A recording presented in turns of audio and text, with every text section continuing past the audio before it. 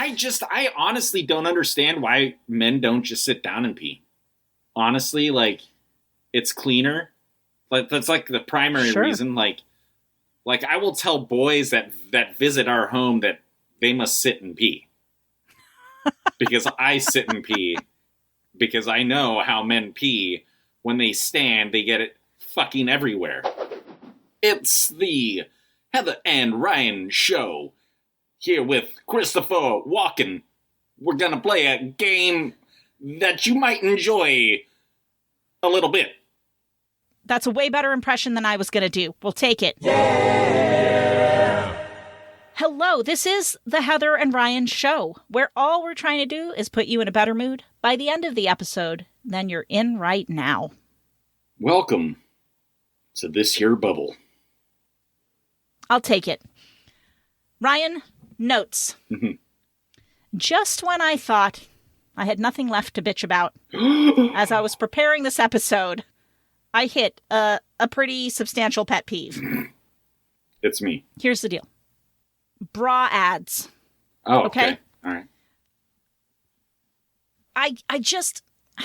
I'll be using an app and suddenly the ad, because it's a free app, will interrupt what I'm doing.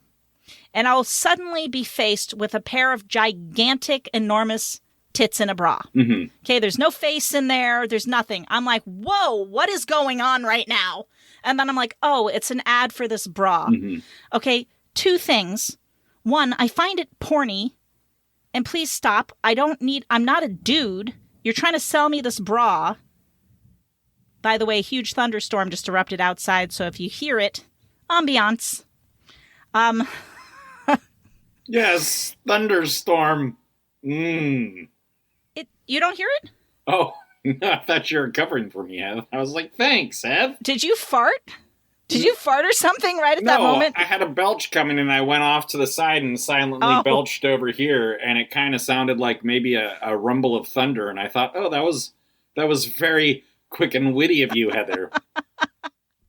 No, Ryan, we have been victim of an incredible coincidence. A literal thunderbolt just went through the sky over here. Oh. So, yeah. Probably like everything else that happens in the background, nobody else will hear it. But anyway, the point I'm trying to make here is the bra commercials annoy me. One, because it's porny and weird, and don't do that to me. And two, I am flat-chested, okay? Mm-hmm. I don't want to see what I don't have and have never had and have always been like a little bit jealous when other women have bigger boobs than me. Mm-hmm. And I'm like, I mean, it couldn't have just been a B cup. Like, that would have been okay. You know what I mean? I'm always you don't jealous know what I mean. When women have bigger boobs than me too, Heath. Thank you, Ryan. I knew you'd understand. They annoy me. If one more of them happens, I will throw my phone. Just, if you want me to buy your bra, it's got to be for a flat-chested woman. And then we can talk, okay? Because I don't need all that for what I've got going on. TMI. You just need to talk to your phone assistant a little bit more and just reiterate that you are flat-chested and that the advertisements should be flat-chested women. And then maybe the algorithm will pick it up and maybe you'll start getting the right ads. Hey, Google, please note that I am flat-chested and would like not to receive bra ads for giant breasts. Yeah. Thank you for listening. Yeah, that'll tell them. That'll fix it right there. Just a sec. You're welcome. I've gotten a response. It's not out loud because I have my phone on silent. Says Gemini, I've noted your preference. I will focus future recommendations and discussions on styles that match your profile. Thank you, Gemini. Not a sponsor, but Google if you want to. We're over here. Let's see. I had one more brief note, Ryan. Mm-hmm. I have decided. I've made a decision. Okay. I'm not going to ask for anything anymore from anyone on this podcast. Okay. Other than you and me to do the podcast. Like the audience, I'm done asking for something.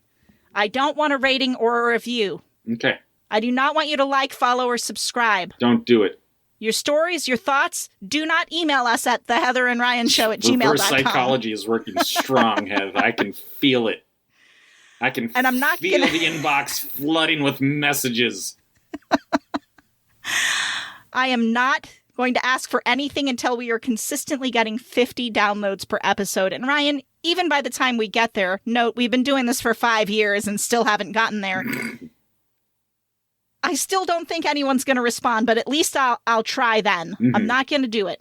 If I accidentally do it I'll call by you force out. of habit, tell me to shut up and I'll edit it out. No, you'll leave it in there.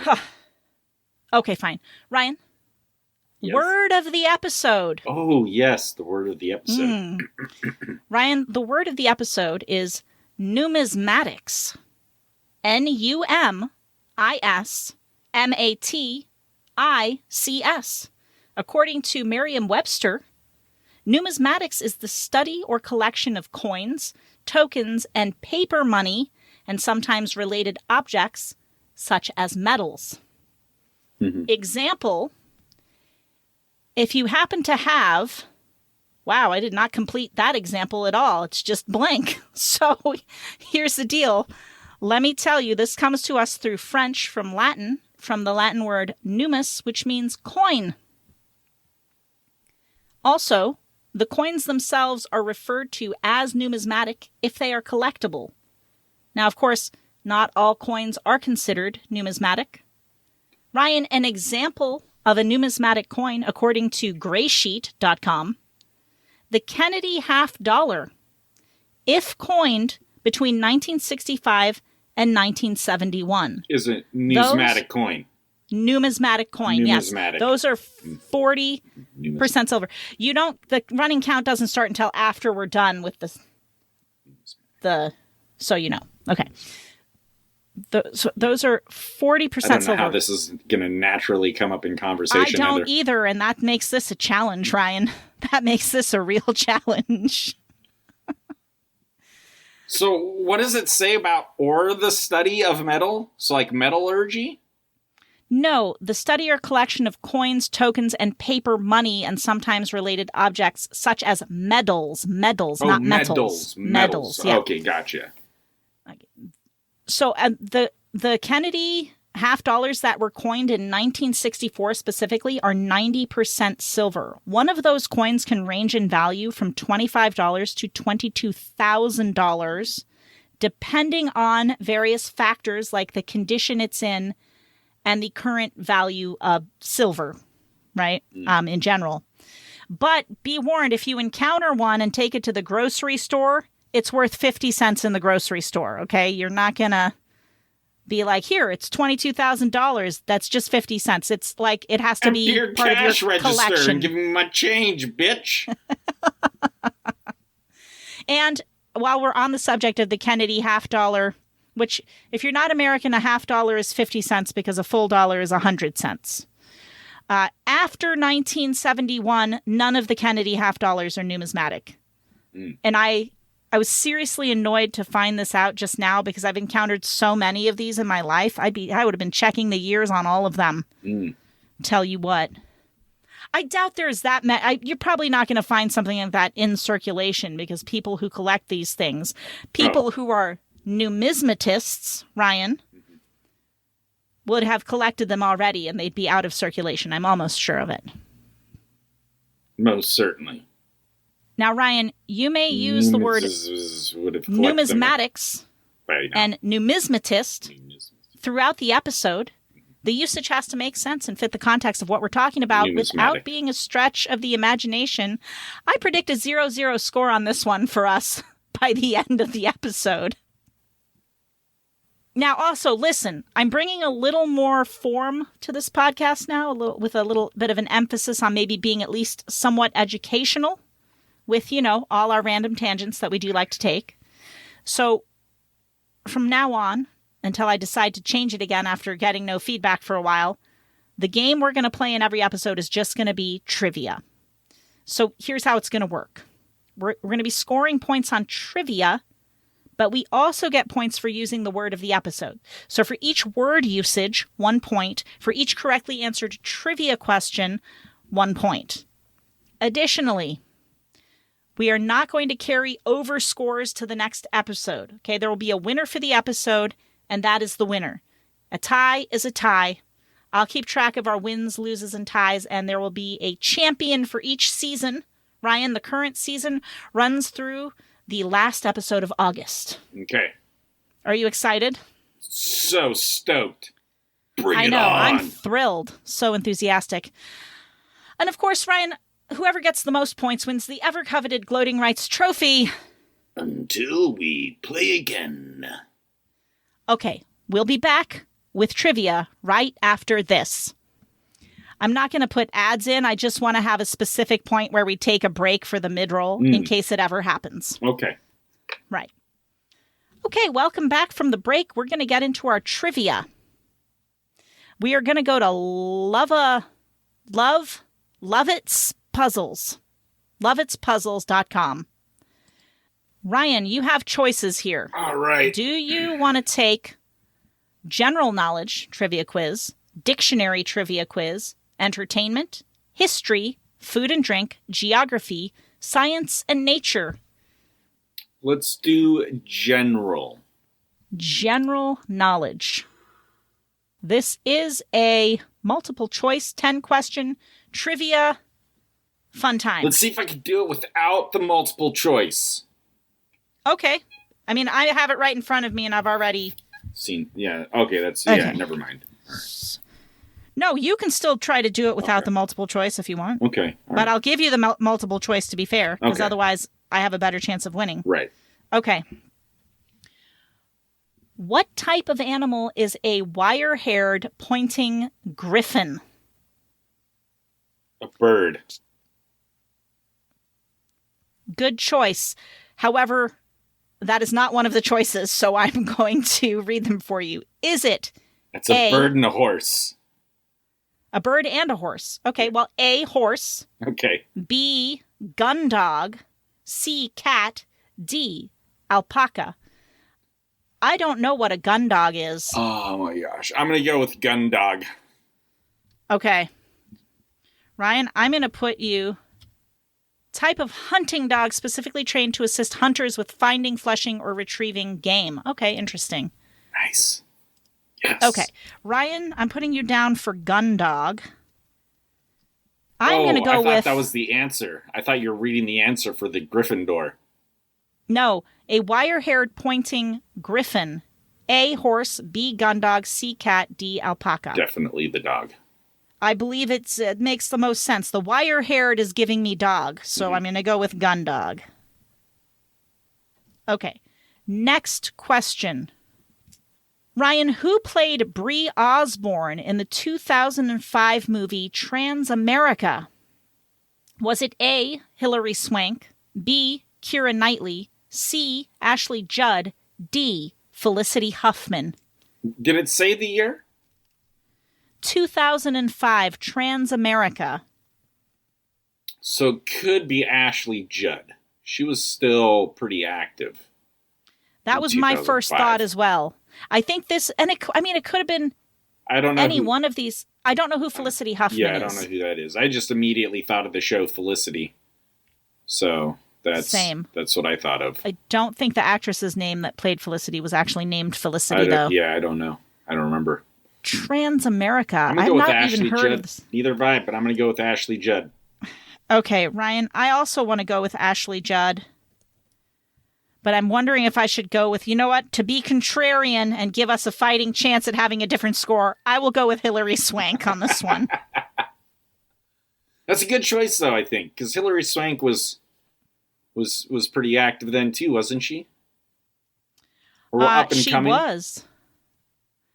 Well, Ryan, I've just discovered that I misunderstood the way that this thing is working online. It actually tells you right away if you got the answer right. So actually, ground dog was the correct answer for the last one. Okay. Hilary Swank is the incorrect answer. Let's see if it's Ashley Judd. It's not Ashley Judd. Okay. Let's see if it's Keira Knightley. It's not Keira Knightley. Okay. So the answer is Felicity Huffman. There it goes. Process of elimination. Well done. General trivia, I wasn't expecting pop culture trivia. But anyways, let's go on. I. It seems like this could have been in the celebrity one. Or the Hollywood, whichever entertainment. It does. It does, Ryan, because guess what? The next question was geography. Which film featuring Harrison Ford was the top-grossing film of 1980? A. Star Wars: The Empire Strikes Back. B. Rocky. C. The Exorcist. D. Top Gun. That's too easy. Okay, that's Star Wars. Yeah. All right. It's Star Wars. It's got to be Star Wars. We'll click I was that hoping one. they were going to throw in like a Indiana Jones in there. I know. Well, first of all, they picked 3 movies he wasn't even in. Right. And if you're going to say top grossing, I mean, Star Wars. Yeah. That'll win that in a lot of competitions. Ryan, which song made it to number 1 in the U.S. charts? A. Hey Mickey. B. Hey You. C. Hey Jude. D. Hey Poppy. I don't think it was Hey Mickey. Like, I would be so surprised song. if it's not Hey Jude. I'm going to be so surprised. I mean, what was the other one that was not Hey Poppy and not Hey You? Is that the not Led Zeppelin, not Aerosmith, AC/DC? No idea. Oh, okay. I only know Hey Mickey and Hey Jude. Hey You and Hey Poppy are new All right, news since to you're me. going with Hey Jude, I'm going to go with Hey You. All right, I'll pick Hey You. It is not Hey You. It is Hey Jude. Of course Rock it is. and roll. Ryan. You're in the lead. I am 3-2. And since neither one of us has had an opportunity to use numismatist or numismatic, we're 0-0 there. That doesn't count because that doesn't count as points for me. Okay. Ryan? Yes. What is the Israeli parliament called? Likud, Shalom Meir, Zion House, Knesset. I am sure I pronounced most of everything there wrong. I hate this game, Heather. Number 1. Let's go with number 1. Okay, you're going to go with Likud. I was going to go with C, Zion House. Let's see. Is it A? No. Is it C, Zion House? No. Then it must be D, Knesset. It's D, Knesset. Knesset. Of course it is. Okay. So we both get 0 for that. Ignorant Americans. I don't even understand this question, Ryan. Talk of Love is Bill and what? Our options are A, Ted, B, Nancy, C, Koo, D, Ben. I don't even know what this question means. Talk of Love. Well, it's not Bill and Ted. Bill and Ted, Bill and Nancy. I mean, they do talk about being excellent to one another. They do. Bill and Koo. Oh, I think it's C, Koo. Bill and Koo. Is that because Talk of Love is the name of a movie? No. I'll tell you what I think after we see who gets it right. I'm going to go with your answer, Heath. I shouldn't have fucking said anything. C, Koo is correct. We both get a point. I think Talk of Love is Bill and what? Talk of Love being an idiom or an expression is meaning. So Talk of Love means what? Bill and what? Like Bill and Koo must be an idiom that means talking about love. Oh, okay. Yeah. I wonder if numismatists bill and Koo to their coin collections. I'm counting that as a point for me. But that's this thing. You can't because you have to stretch it to make sense. But I didn't have to stretch that to make sense. I had to stretch it to fit it in the conversation, though, so I'll take it away from myself. I think I was very clever and fast on my feet with that one, though. I think I should get recognition, Ryan. Even if I don't get a point. You get an honorable mention, Heather. You get an honorable mention. You know, I should go through our piggy bank and see if there's any pneumatic coins in there. So close. Numismatic, Ryan. Numismatic coins in there. Numismatic coins in there. Ryan, how many people per square kilometer in Australia? A, 3, B, 300, C, 30, D, 0.3. Ooh, I wanted to go with 3, but 0.3 also seems like a good option. They both do, don't they? Because Australia, my understanding is populated all around, like on the coastal areas, and has almost nobody in the entire rest of the continent, apparently. Ryan, I'm going to lock in my answer at 0.3. That's what my gut was telling me to go with, Heath, and I'll go with 3. All right, Ryan. The answer is 3. Oh, you nice. Just caught up to me. We are tied 4-4. We got 3 questions left on this puppy. All right, this one's easy, and we're both going to get it immediately. I'm not even going to give you the four choices because you're going to know what it is. Ready? Yes. Which word fits best into this sentence? He had a what up his sleeve? He had a trick up his sleeve. I just realized that is the best answer. However, not one of the options. So I'll tell you the options, and then you'll really get it right. Okay. I'm surprised that... Okay. A, ace. B, earn. C, egg. D, or. Yeah, he had an ace up his sleeves. He did have an ace up his sleeve. Yeah. All right. Which conquistador is given most of the quote-unquote credit for conquering Mexico in the 16th century?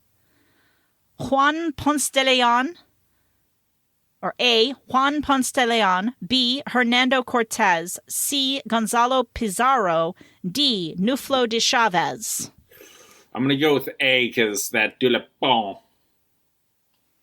I am going to go with B, Hernando Cortez. I know for sure it was not Pizarro because he was South America. Okay, ready? Is it A, Juan Ponce de Leon? It is not. Is it B, Hernando Cortez? It is B, Hernando Cortez. Heather takes the lead again. I'm working so hard, I need a sip of water. Okay. Ryan, what was the nickname of the U.S. gangster Jack Diamond? Was it A, Bugs, B, Legs, C, Babyface, D, Lucky? Well, I don't think it was Babyface because that was Al Capone, wasn't it? Wasn't he Scarface? I don't know. No, I don't think he was actually Scarface. I know Bugs is a gangster name. Mm-hmm. They're all gangster names for sure. Legs, though? Who was Legs? Well, don't look it up. Maybe that was a female gangster, Ryan. Quite possibly. Or it could have been a gangster that was known for running real fast, and they called him Legs.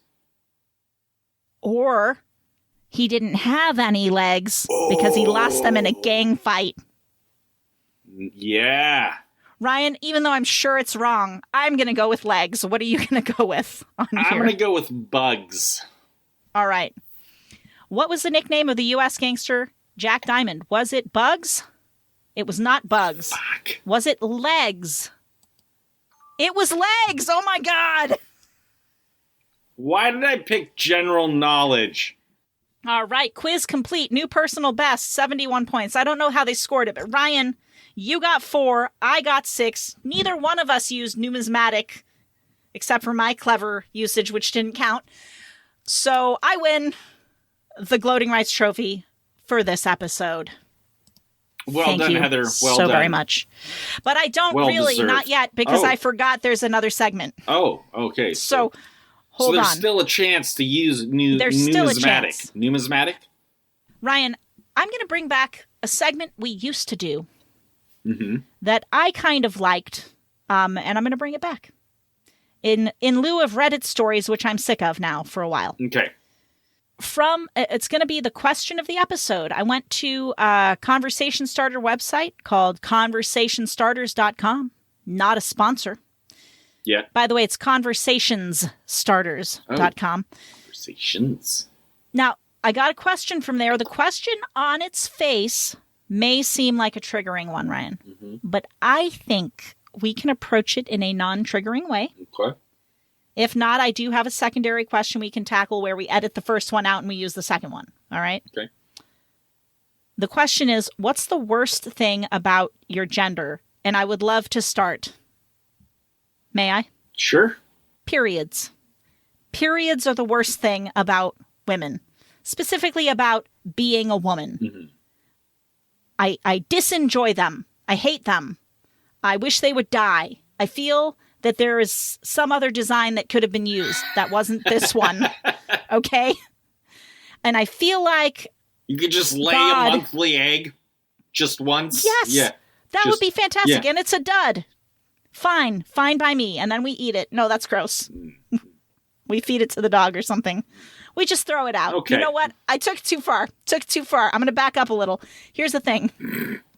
It's just like, I feel like when God or whoever was like designing the female body, that they must have been really mad at their mom or something, or like their wife just cheated on them. Like they were like, we need a companion for man. It shall be woman.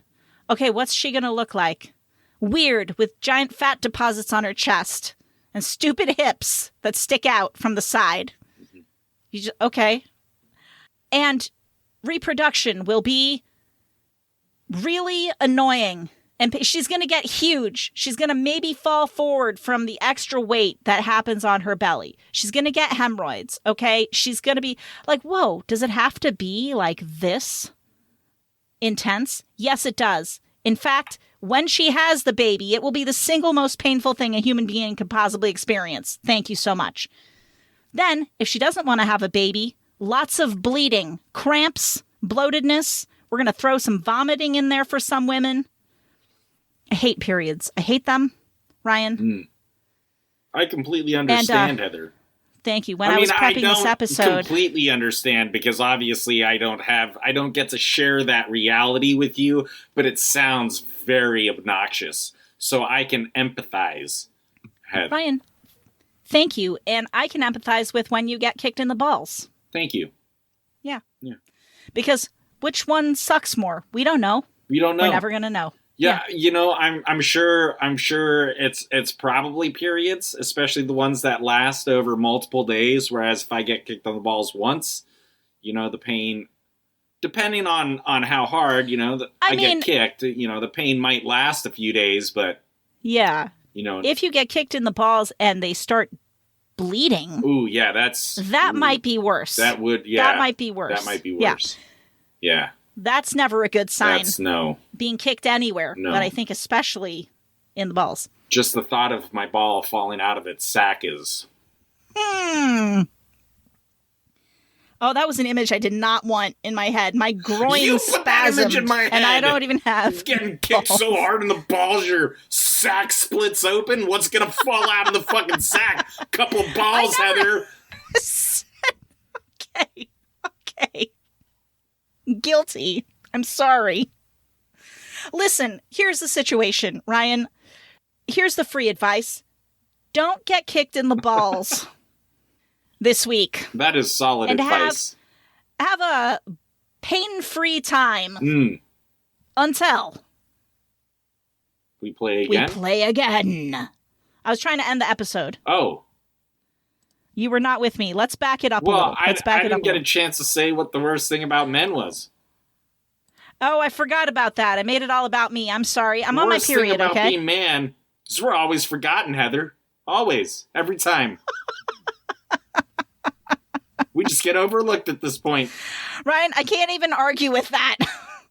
I can't even argue with it since I just did it to you.